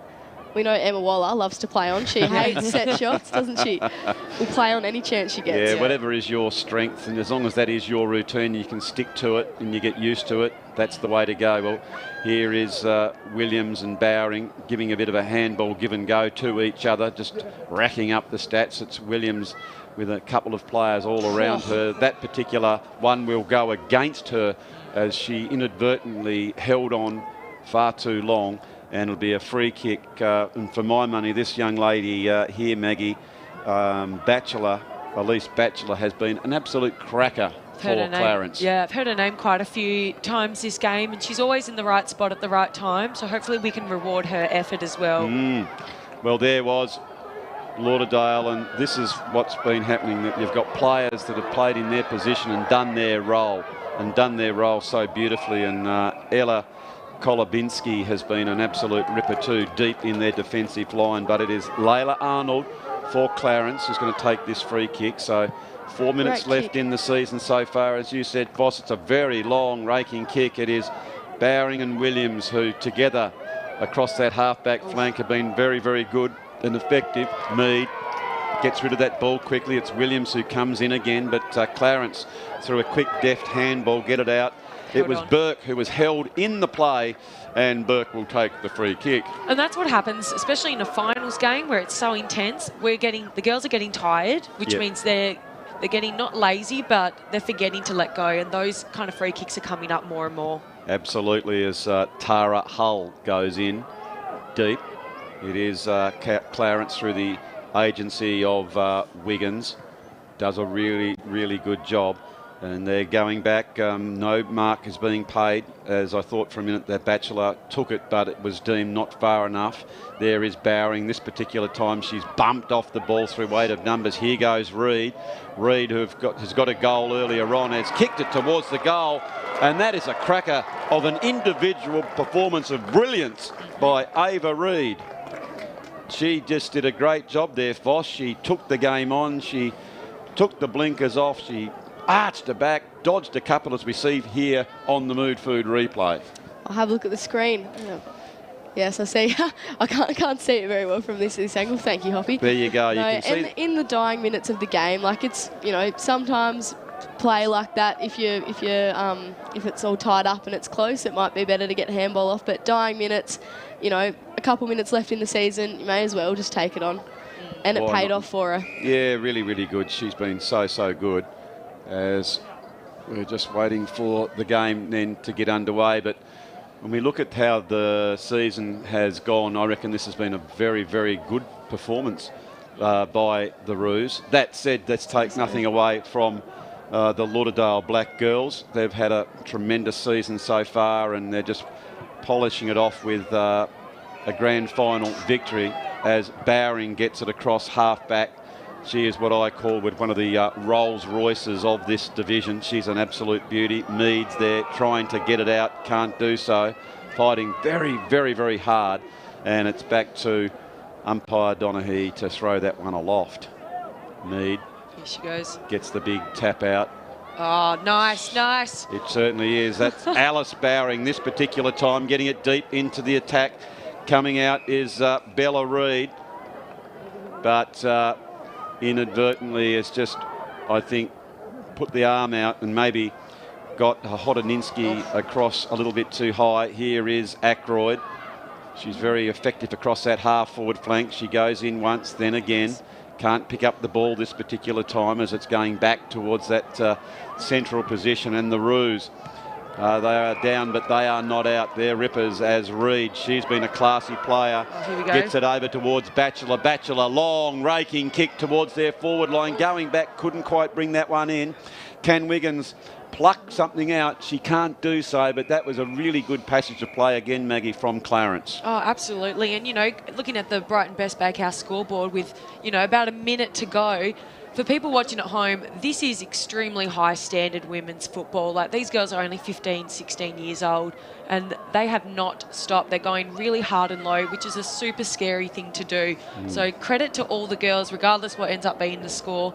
And it's super privileged. I'll speak on behalf of Foz and myself to be a part of this. Oh, here we go. You said it yourself. That one has just gone out. But, I'll let you continue. That was good play, and it was amplified by the fact that I think it was Priya Bowering who went in hard and low there, got knocked out, but she's back up again. There is the siren, ladies and gentlemen, and it is Lauderdale Black under 15 A1 victors here today, and you can see they are absolutely cock-a-hoot with their performance. Oh my goodness, so well deserved. I reckon they're excited to get on the fun bus. I've heard they've booked for themselves. Wow. I'll be having lots of fun on it, I reckon.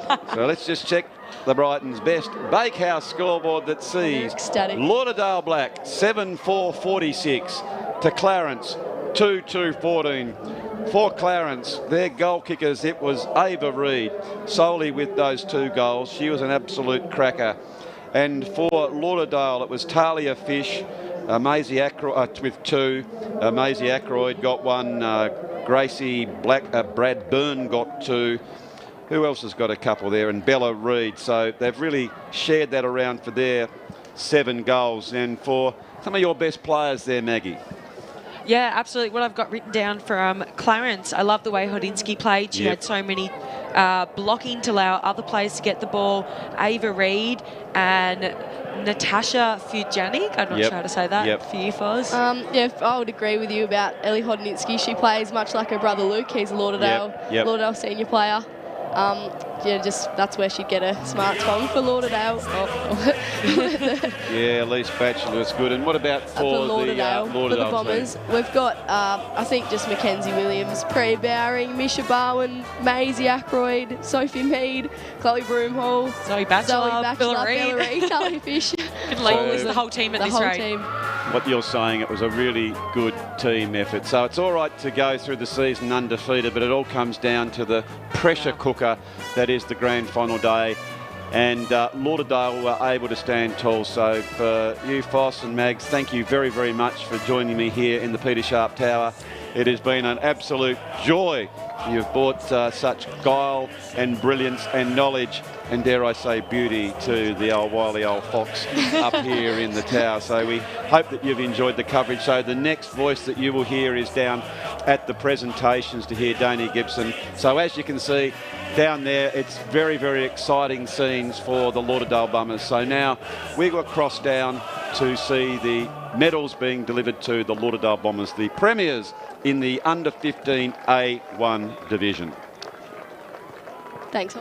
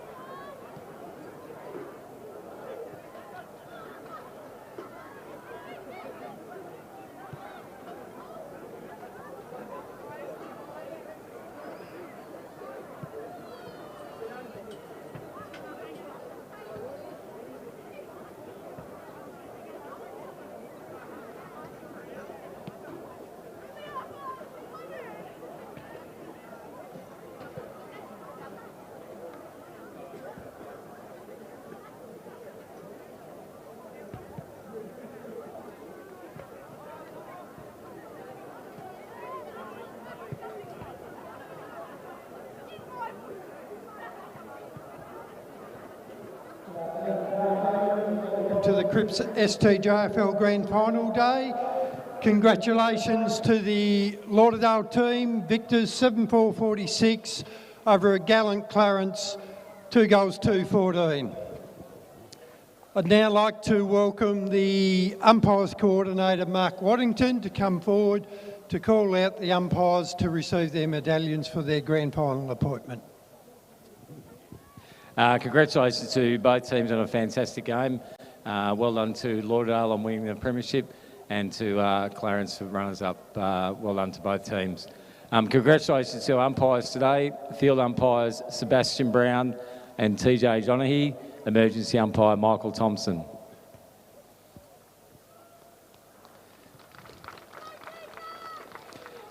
Congratulations to our boundary umpires, Fletcher Gattini and Archie George.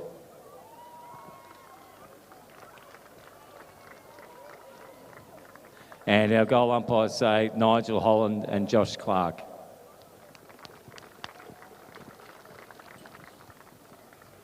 Thanks, Mark, and once again, congratulations to the umpires on being appointed to a grand final. I'd now like to invite the coach of Clarence, Adam Baker, to come forward to say a few words.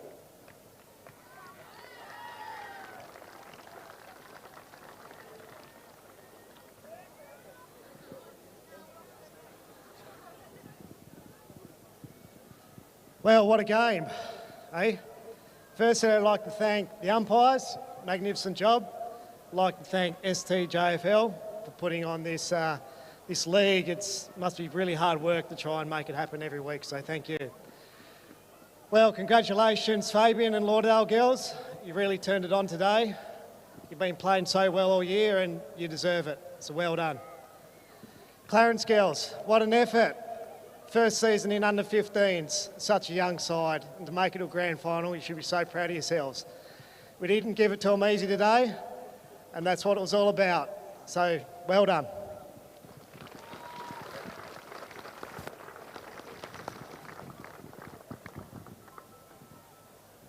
Thanks, Adam. Once again, well done to the Clarence girls, getting your way through to a grand final. Good achievement. Our best player on the ground medal today goes to Lauderdale player Prera Bowring.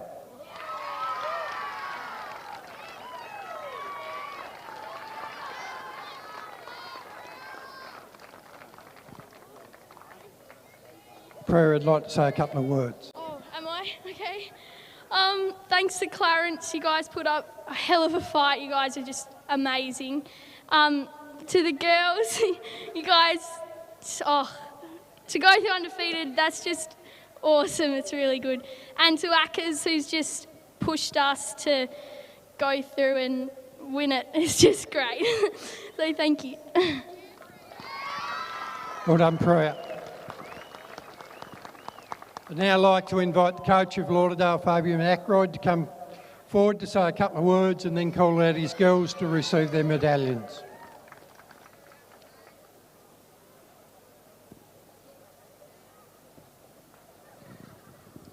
Thanks, mate. Firstly to Clarence, commiserations today, but what a fantastic effort. You're this, extremely good side all year, and today it just goes to show that grand finals are a different game of footy, and you played really, really well. So, Adam, you've done very well with that team, mate. You should be really proud of them. Well done, girls. Well done. To the STJFL, thank you very much. To the umpires, well officiated today. I think it was a really good example of good umpiring, which was made the game flow very nicely. So thanks very much, guys. Well done. To our girls and our footy club, fantastic achievement. Obviously going through undefeated was wonderful. We didn't probably play to the brand of footy we was hoping to play today, but we got there in the end, which was fantastic. Bit of support from our seniors team, which was great. So Peter Trott, our president, mate, I appreciate your support throughout the year, which has been fantastic. Same to Julie Kay, so thank you very much, guys. Much appreciated. And to these 18 girls sitting down here, just an absolute tremendous bunch of girls. They've been fantastic, and we've got a wounded warrior sitting down there that had a broken leg that couldn't play today, but we got along for her and got the job done. So congratulations, girls. Thanks very much.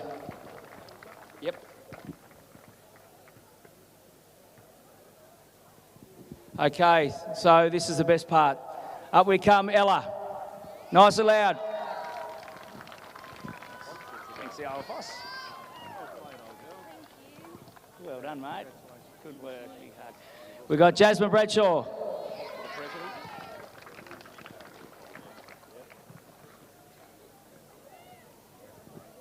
Good work, Jazzy. Bella Reid.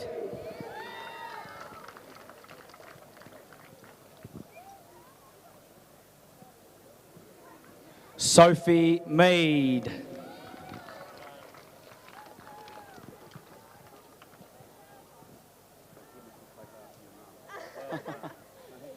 Maddie Ward.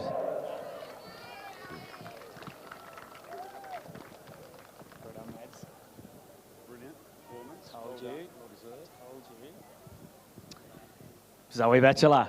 Come on, Zoe.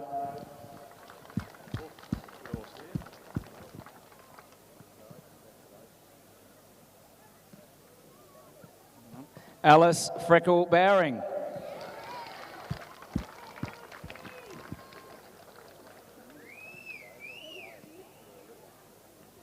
Hallie Sheen, up you come.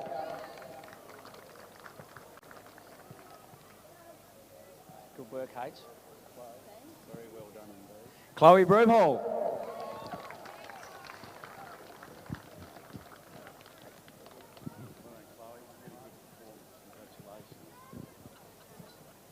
Mia Seaborn.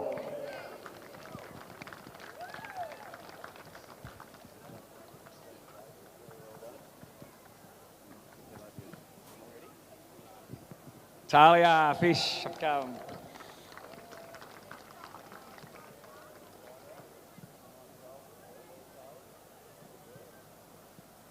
Sarah Appleby, up you come.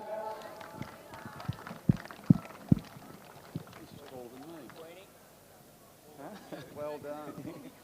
Good, Queenie. Gracie Bradburn. Oh no, tell me about it.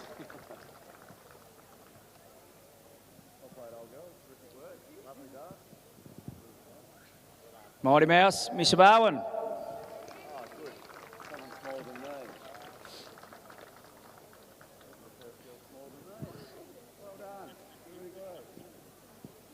Come on, Ari. Up you come, Ari.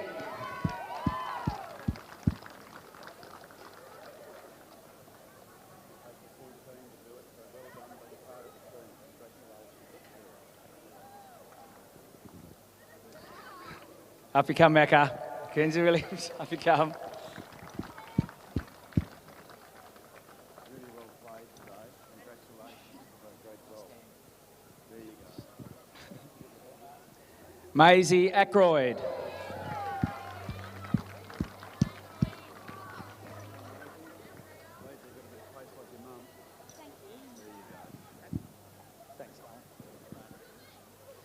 Priya Bowring, up you come.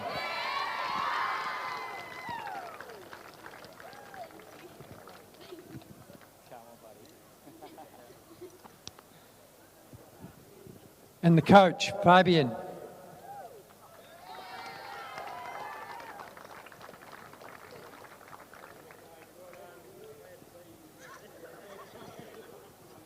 We just invite the captain to come back and receive the Premiership Cup. Girls all move across. Cripps 2021 STJFL Under 15 A1 Girls Premiers, Lauderdale.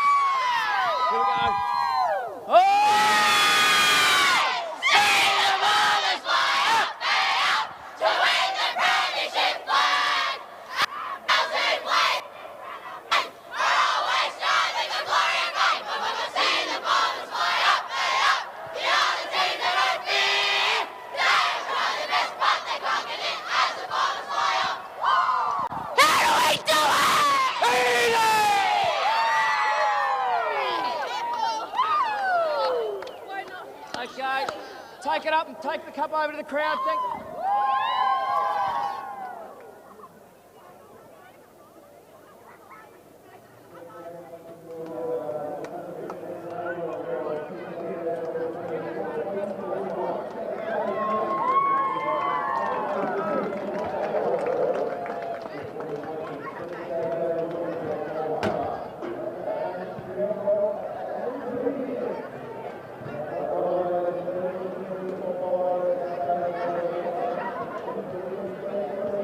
It's off the Clarence player, so Mackenzie Williams will take that kick.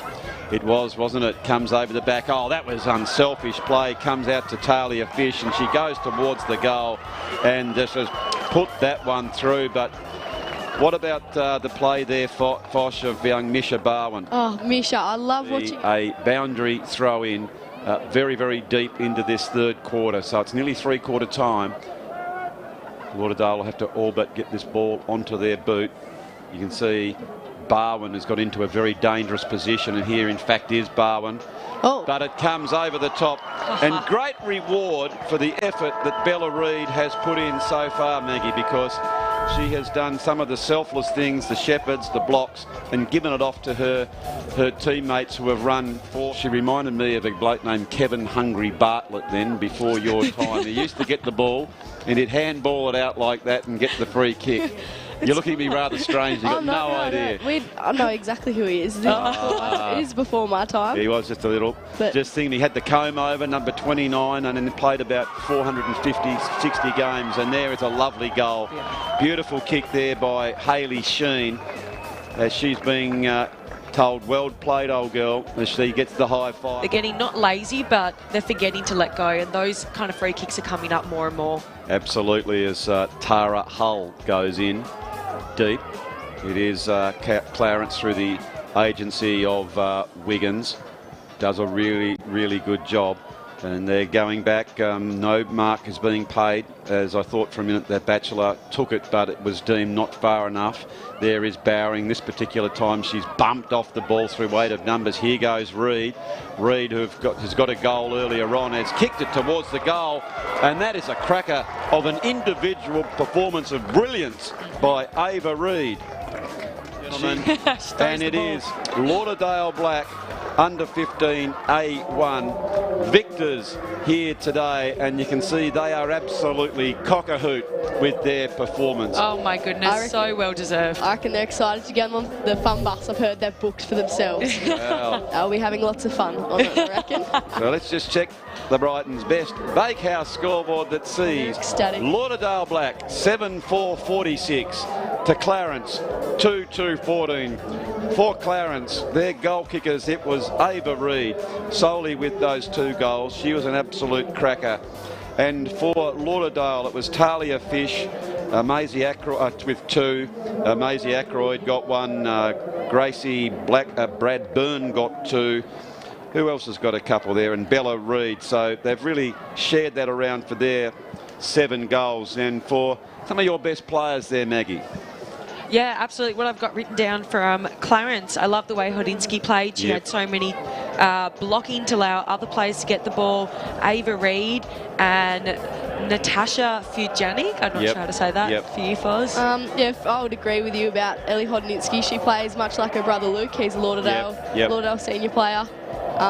Yeah, just that's where she'd get a smart tongue for Lauderdale.